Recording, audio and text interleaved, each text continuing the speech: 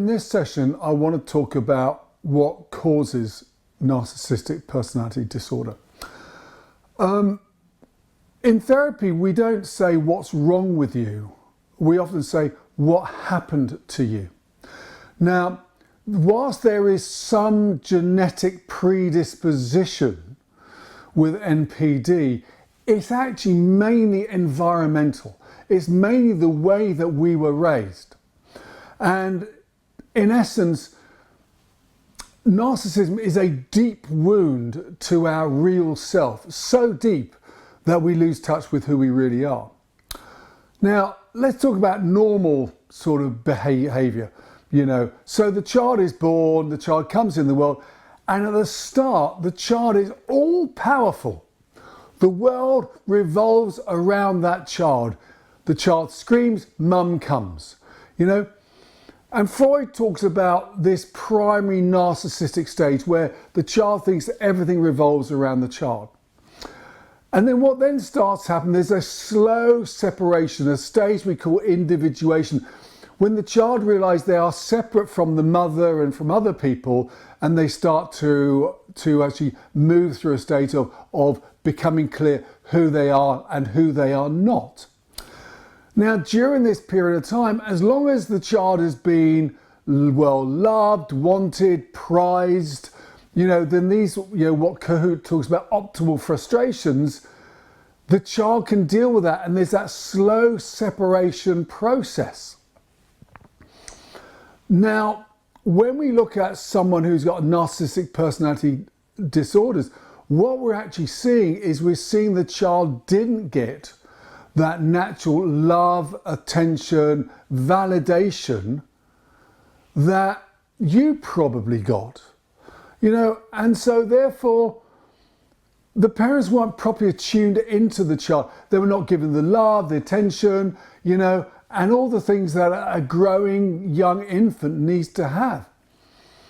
Now, we have at the very heart of us a sense-making, a natural ability to try to make sense of the world and the environment that we live in to see how we can live and survive. We often use a phrase, how does a person like me survive in a world like this with people like that around us? So the child is making sense of this situation.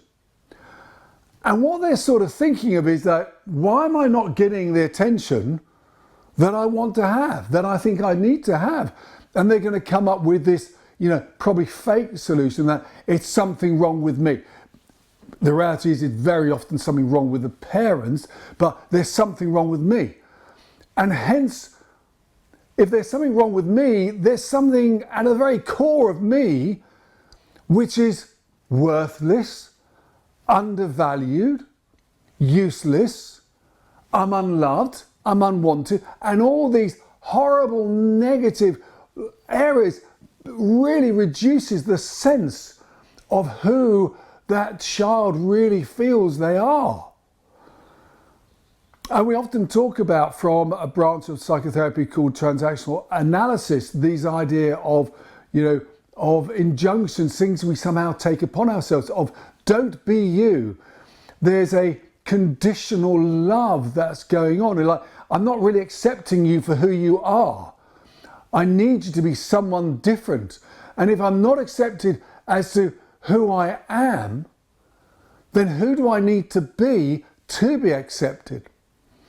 And so this is the fundamental fault that lies within them that means they can't accept who they are, and they form a false self. A false self of, if I want to be loved, then I need to be another type of person. And they often come up with this idea, I need to be really good. I need to be really successful. And hence what happens is they give up on their true self and they become another person. And so the narcissist never really becomes his or her true self. And therefore that, true self, which was in the making, never gets completed. It's like a building that never gets finished. It's left half built, in a fragmented sense inside. And instead there's an external scaffolding, a sort of artificial self, is created, the mask is put on,